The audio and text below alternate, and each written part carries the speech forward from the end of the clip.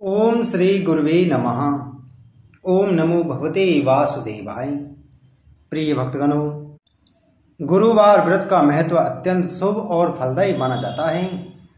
यह व्रत भगवान विष्णु और गुरु बृहस्पति की पूजा अर्चना के लिए समर्पित होता है, जो ज्ञान, समृद्धि और आध्यात्मिक उन्नति के कारक माने जाते हैं। गुरुवार के व्रत से जीवन के कष्ट दूर होते हैं, कुंडली में गुरु की स्थिति मजबूत होती है, अशुभ ग्रहों का प्रभाव कम होता है और व्यक्ति के मान सम्मान और आर्थिक स्थिति में वृद्धि होती है। इसके अतिरिक्त इस व्रत से पितृदोष समाप्त होता है, वैवाहिक जीवन में सुख शांति आती है, घर की दरिद्रता दूर होती है और मनोकामनाएं पूरी होती हैं। गुरुवार व्रत रखने से शत्रु भय कम होता है, रोग मुक्ति मिलती है, आध्यात्मिक शांति और मोक्ष की प्राप्ति संभव होती है। इसके साथ ही यह व्रत सभी देवी देवताओं का भी आशीर्वाद और पूर्ण कृपा प्रदान करता है। कई धार्मिक मान्यताओं के अनुसार यह व्रत जीवन में पूर्णता और समृद्धि लाने वाला माना जाता है। प्राचीन समय की बात है, भारत में एक राजा राज्य करता था। वह बड़ा प्रतापी तथा दानी था। वह नित्य प्रति मंदिर में भगवत दर्शन करने जाता था। वह ब्राह्मण और गुरु की सेवा किया करता था। उसके द्वार से कोई भी याचक निराश होकर नहीं लौटता था। वह प्रत्येक गुरुवार को व्रत रखता एवं पूजन करता था। हर दिन गरीबों की सहायता करता था, परंतु यह सब बातें उसकी रानी को अच्छी नहीं लगती थीं। वह न व्रत करती और न किसी को एक भी पैसा दान में देती थी। वह राजा से भी ऐसा करने को मना किया करती थी। एक समय की बात है कि राजा शिकार खेलने वन को चले गए। घर पर रानी और दासी थीं। उस समय गुरु बृहस्पति साधु का रूप धारण कर राजा के दरवाजे पर भिक्षा मांगने आए। साधु ने रानी से भिक्षा मांगी तो वह कहने लगी, हे साधु महाराज, मैं इस दान और पुण्य से तंग आ गई हूँ। इस कार्य के लिए तो मेरे पतिदेव ही बहुत हैं। अब आप ऐसी कृपा करें कि सारा धन नष्ट हो जाए तथा मैं आराम से रह सकूं। साधु रूपी बृहस्पति देव ने कहा, हे देवी, तुम बड़ी विचित्र हो। संतान और धन से कोई दुखी नहीं होता है, इसको सभी चाहते हैं। पापी भी पुत्र और धन की इच्छा करता है। अगर तुम्हारे पास धन अधिक है तो तुम भूखे मनुष्यों को भोजन कराओ, प्याऊ लगवाओ, ब्राह्मणों को दान दो, धर्मशाला बनवाओ, कुआं, तालाब, बावड़ी, बाग, बगीचे आदि का निर्माण कराओ तथा निर्धनों की कुंवारी कन्याओं का विवाह कराओ, साथ ही यज्ञ आदि करो। इस प्रकार से कर्मों से आपके कुल का और आपका नाम परलोक में भी सार्थक होगा एवं तुम्हें भी स्वर्ग की प्राप्ति होगी।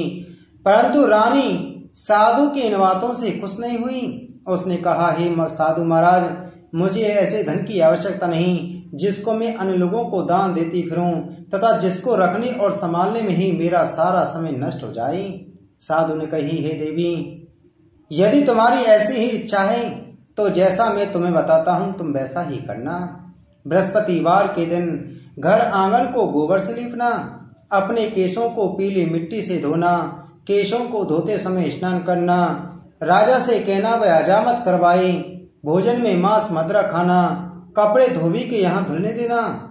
इस प्रकार 7 बृहस्पतिवार करने से तुम्हारा सारा धन नष्ट हो जाएगा। यह कहकर साधु महाराज रूपी बृहस्पति देव अंतर्ध्यान हो गए। रानी ने साधु के कहने के अनुसार 7 बृहस्पतिवार तक वैसा ही करने का विचार किया।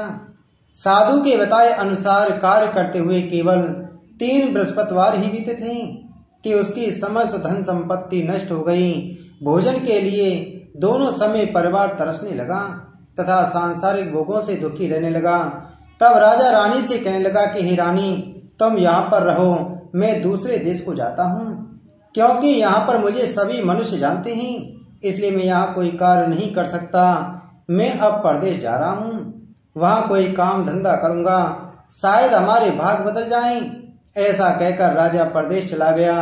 वह वहाँ जंगल से लकड़ी काट कर लाता और शहर में बेचता। इस तरह जीवन व्यतीत करने लगा। इधर राजा के बिना रानी और दासियां दुखी रहने लगी। किसी दिन भोजन मिलता और किसी दिन जल पीकर ही रह जाती। एक समय रानी और दासियों को 7 दिन बिना भोजन के व्यतीत करने पड़े। तो रानी ने अपनी दासी से कहा, हे दासी, यहाँ पास ही के नगर में मेरी बहन रहती है, वह बड़ी धनवान है, तुम उसके पास जा और वहां से 5 सेर बेजर मांग कर के ले आ, जिससे कुछ समय के लिए गुजर हो जाएगा। दासी रानी की बहन के पास गई। रानी की बहन उस समय पूजा कर रही थी।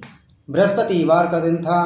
दासी ने रानी की बहन से कहा, हे रानी, मुझे आपकी बहन ने भेजा है, मुझे 5 सेर बेजर दे दो। दासी ने यह बात अनेक बार कही, परंतु रानी की बहन ने कोई उत्तर नहीं दिया, क्योंकि वह उस समय बृहस्पतिवार की कथा सुन रही थी। जब दासी को रानी की बहन से कोई उत्तर नहीं मिला तो वह बहुत दुखी हुई। उसे क्रोध भी आया।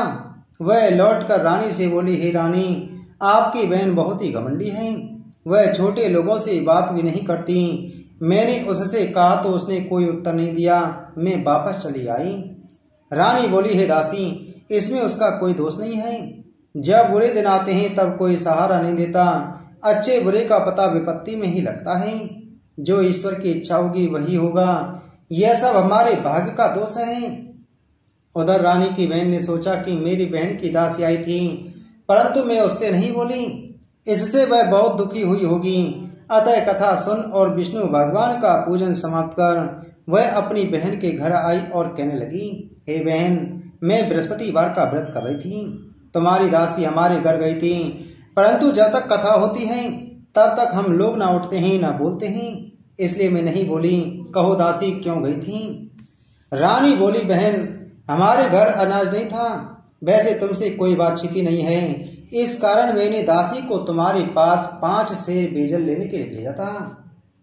रानी की बहन बोली, बहन देखो, बृहस्पति भगवान सबकी मनोकामना पूर्ण करते हैं, देखो शायद तुम्हारे घर में ही अनाज रखा हो। यह सुनकर दासी घर के अंदर गई तो वहां उसे एक घड़ा बेजर का भरा मिल गया। उसे बड़ी हैरानी हुई, क्योंकि उसने एक एक बर्तन भी देख लिया था। उसने बाहर आकर रानी को बताया। दासी अपनी रानी से कहने लगी, हे रानी, देखो, वैसे हमको जब अन्न नहीं मिलता तो हम रोज ही व्रत करते हैं, अगर इनसे व्रत की विधि और कथा पूछ ली जाए तो उसे हम भी कर लिया करेंगे। दासी के कहने पर रानी ने अपनी बहन से बृहस्पतिवार व्रत के बारे में पूछा। उसकी बहन ने बताया, हे रानी बहन, बृहस्पतिवार को सूर्योदय से पूर्व उठकर स्नान करके बृहस्पतिवार का व्रत करना चाहिए, लेकिन उस दिन सिर नहीं धोना चाहिए। बृहस्पतिवार के व्रत में चने की दाल और मुनक्कों से विष्णु भगवान का केले के वृक्ष की जड़ में पूजन करें तथा दीपक जलावें। उस दिन एक ही समय भोजन करें। भोजन पीले खाद्य पदार्थ का करें तथा कथा सुने। इस प्रकार करने से गुरु भगवान प्रसन्न होते हैं, अन्न पुत्र धन देते हैं, मनोकामना पूर्ण करते हैं। इस तरह व्रत और पूजन की विधि बताकर रानी की बहन अपने घर लौट गई। रानी और दासी दोनों ने निश्चय किया कि वे बृहस्पति देव भगवान का पूजन जरूर करेंगी। 7 दिन बाद जब बृहस्पतिवार आया तो उन्होंने व्रत रखा। गुड़साल में जाकर चना और गुड़ बीन लाई तथा चने की दाल से केले की जड़ में पूजन किया। भगवान विष्णु का पूजन कर अब भोजन कहाँ से आए?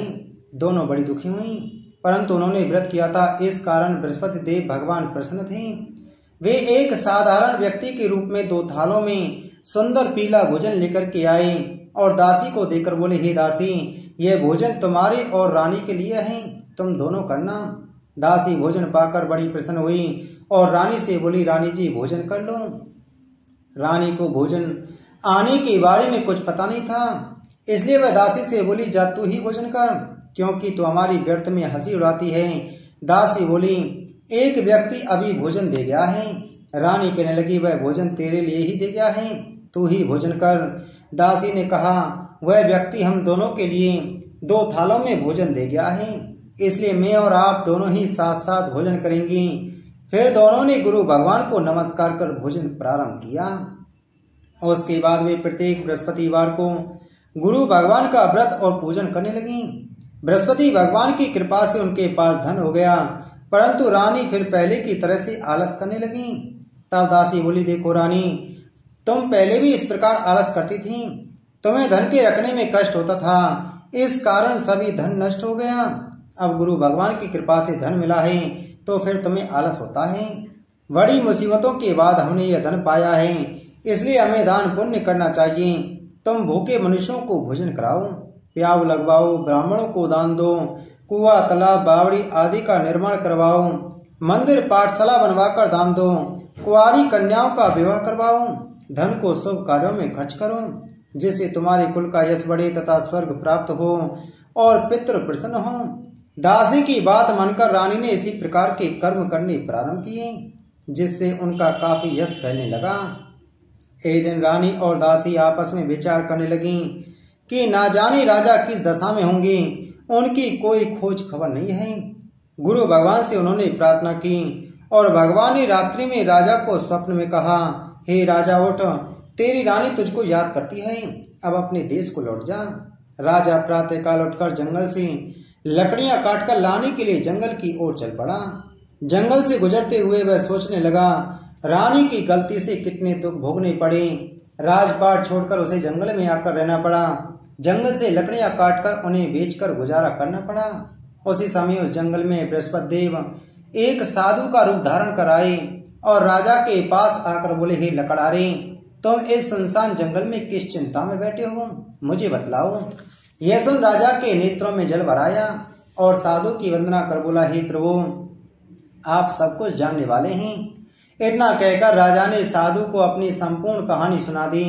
महात्मा तो स्वभाव से ही दयालु होते हैं।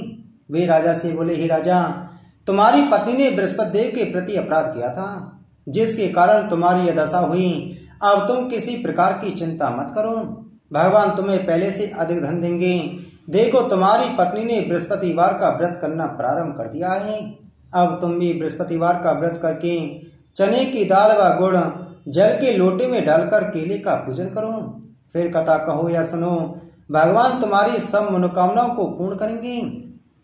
साधु को प्रसन्न देखकर राजा बोला, हे प्रभु, मुझे लकड़ी बेचकर इतना पैसा भी नहीं बचता जिससे भोजन करने के उपरांत कुछ बचा सकूं। मैंने रात्रि में अपनी रानी को व्याकुल देखा है। मेरे पास कोई साधन नहीं जिससे समाचार जान सकूं। फिर मैं बृहस्पति देव की कौन सी कहानी कहूं या सुनूं, मुझको तो कुछ भी मालूम नहीं है। साधु ने कहा, हे राजा, तुम किसी बात की चिंता मत करो। बृहस्पतिवार के दिन तुम रोजाना की तरह लकड़ियां लेकर शहर में जाओ। तुम्हें रोज से दोगुना धन प्राप्त होगा, जिससे तुम भली भांति भोजन कर लोगे तथा बृहस्पति देव की पूजा का सामान भी आ जाएगा। साधु ने कहा कि हे राजा, बृहस्पति देव की कथा इस प्रकार है। प्राचीन काल में एक बहुत ही निर्धन ब्राह्मण था। उसकी कोई संतान नहीं थी। वह नित्य पूजा पाठ करता, परंतु उसकी स्त्री बहुत ही मलिनता के साथ रहती थी। वह न स्नान करती और न किसी देवता का पूजन करती। प्रातः काल उठते ही सर्वप्रथम भोजन करती, बाद में कोई अन्य कार्य करती। ब्राह्मण देवता बहुत दुखी रहते थे। पत्नी को बहुत समझाते, किंतु उसका कोई परिणाम न निकलता। भगवान की अनुकंपा से एक समय उस ब्राह्मण की पत्नी गर्भवती हुई और उसने 10वें महीने एक सुंदर कन्या को जन्म दिया। निर्धन ब्राह्मण कन्या के जन्म से बहुत दुखी हुआ। धीरे धीरे ब्राह्मण की कन्या बड़ी होने लगी। बचपन से ही उस कन्या की रुचि भगवान विष्णु की पूजा में थी। वह प्रातः उठते ही स्नान आदि करके भगवान विष्णु की पूजा करने मंदिर में जाती थी। बृहस्पतिवार को व्रत करके विधिवत पूजा पाठ करती थी। पूजा पाठ के बाद वह पढ़ने के लिए पाठशाला में जाती थी। घर से चलते हुए वह मुट्ठी भर जौ साथ लेकर जाती और पाठशाला के रास्ते में थोड़े थोड़े जौ गिराती जाती थी। जब वह पाठशाला के रास्ते से घर लौटती तो जौ के वह दाने सोने में बदले हुए मिलते थे। लड़की सभी सोने के दाने भी लाती थी।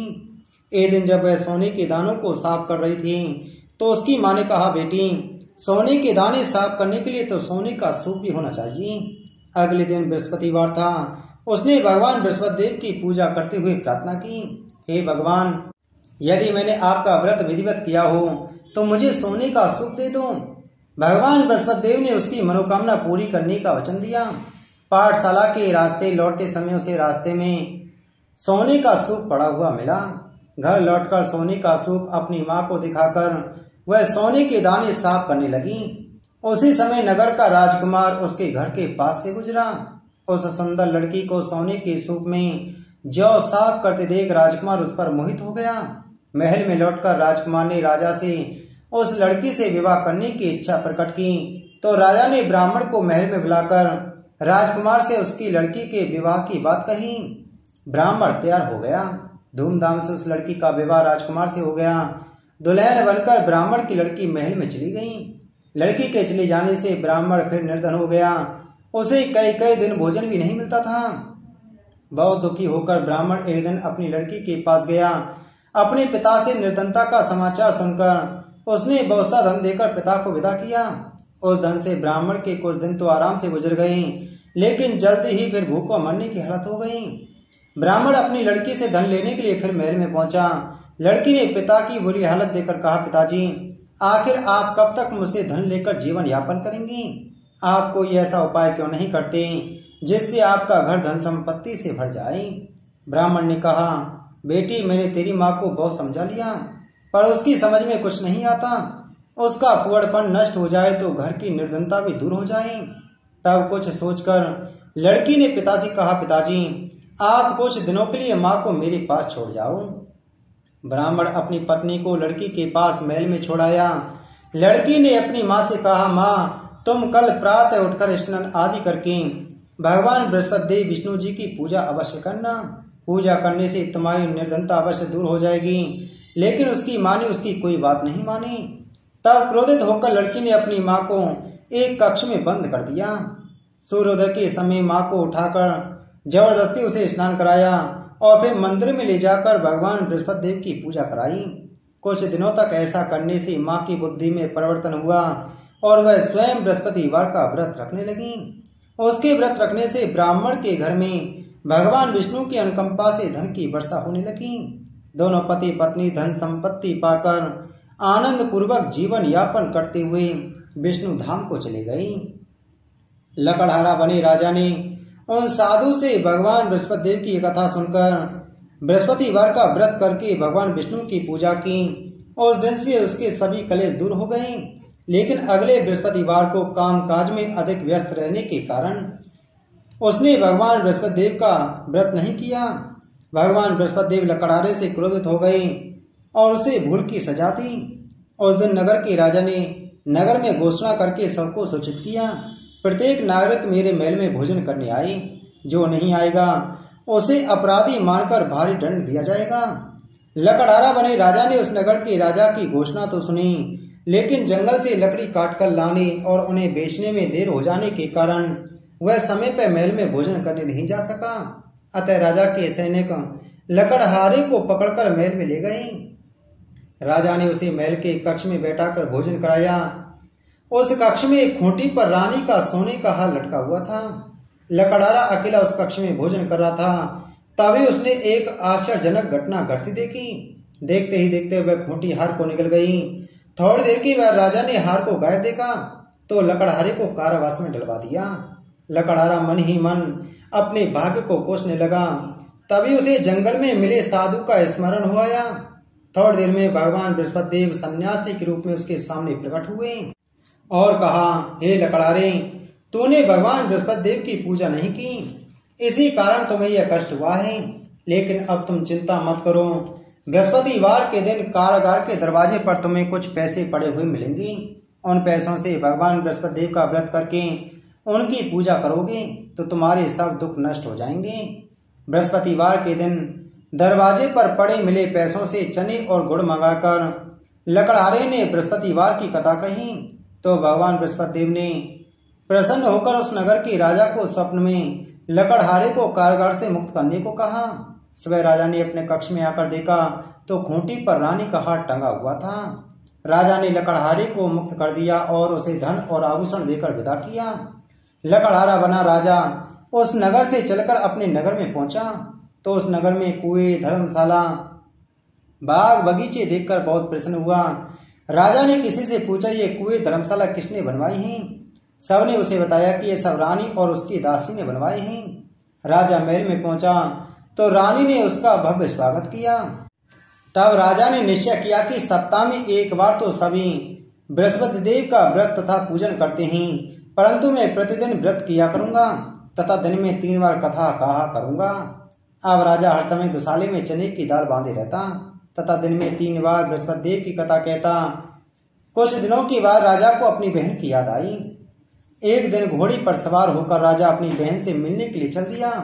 अभी राजा नगर के बाहर पहुंचा ही था कि उसने कुछ लोगों को एक शव को ले जाते हुए देखा। राजा को स्मरण हो आया कि आज उसने किसी को बृहस्पतिवार की व्रत कथा नहीं सुनाई है। राजा ने उन लोगों को रोक कर कहा, भाइयों, आप सबको ले जाने से पहले मुझसे बृहस्पतिवार की कथा सुन लें। लोगों ने राजा पर क्रोधित होते हुए कहा, तुम पागल तो नहीं हो गए हो? लेकिन कुछ बड़े बूढ़े लोगों ने कहा, भाई अच्छा, साथ में चलते चलते तुम अपनी कथा भी सुना लो। राजा ने चलते हुए आधी कथा ही सुनाई थी कि सब हिलने लगा। राजा की पूरी कथा सुनते ही सब उठकर बैठ गया। लोगों ने हैरानी से दांतों तले उंगली दबाई और अगले बृहस्पतिवार से भगवान बृहस्पति देव का व्रत करने व कथा सुनने का निश्चय कर लिया। अब घोड़े पर सवार राजा चलते हुए एक किसान के पास पहुंचा। किसान अपने खेत में हल चला रहा था। राजा ने कहा, अरे भाई, मुझसे बृहस्पतिवार की कथा सुन लो। किसान झुंझला कर बोला, अरे भाई, देख नहीं रहे, जितनी देर तक तुम्हारी कथा सुनूंगा उतनी देर में तो पूरे खेत में हल चला लूंगा। राजा निराश होकर चलने लगा। तभी किसान के बैल लड़खड़ाकर जमीन पर जा गिरे। किसान के पेट में भी जोरों का दर्द होने लगा। उस किसान की पत्नी जब खाना लेकर आई तो उसने किसान से इस बारे में पूछा। किसान ने घुड़सवार की पूरी कहानी सुनाई। किसान की पत्नी दौड़ती हुई राजा के पास पहुंचकर हाथ जोड़कर बोली, भैया, मैं तुम्हारी कथा सुनने को तैयार हूँ। राजा ने उसके साथ खेत पर पहुंचकर बृहस्पतिवार की कथा सुनाई। तभी बैल उठकर खड़े हो गए। किसान के पेट का दर्द भी तुरंत ठीक हो गया। राजा अपनी बहन के घर पहुंचा तो उसकी बहुत आवभगत हुई। अगले दिन सुबह उठकर राजा ने देखा घर के सभी लोग भोजन कर रहे हैं। किसी भूखे को बृहस्पतिवार की कथा सुनाए बिना राजा भोजन नहीं करता था। उसने बहन से कहा, बहन, क्या घर में कोई ऐसा व्यक्ति है जिसने अभी तक भोजन ना किया हो? उसकी बहन बोली, भैया, हमारे घर में तो क्या, आपको पूरे नगर में कोई ऐसा व्यक्ति नहीं मिलेगा जिसने सुबह सुबह भोजन नहीं किया हो। तब राजा ने बहन के घर से निकलकर उस नगर में बिना भोजन किए व्यक्ति की तलाश की। एक गडरिये के घर में उसका बेटा बीमार होने के कारण भूखा रह गया था। राजा ने उसको जाकर बृहस्पतिवार की कथा सुनाई।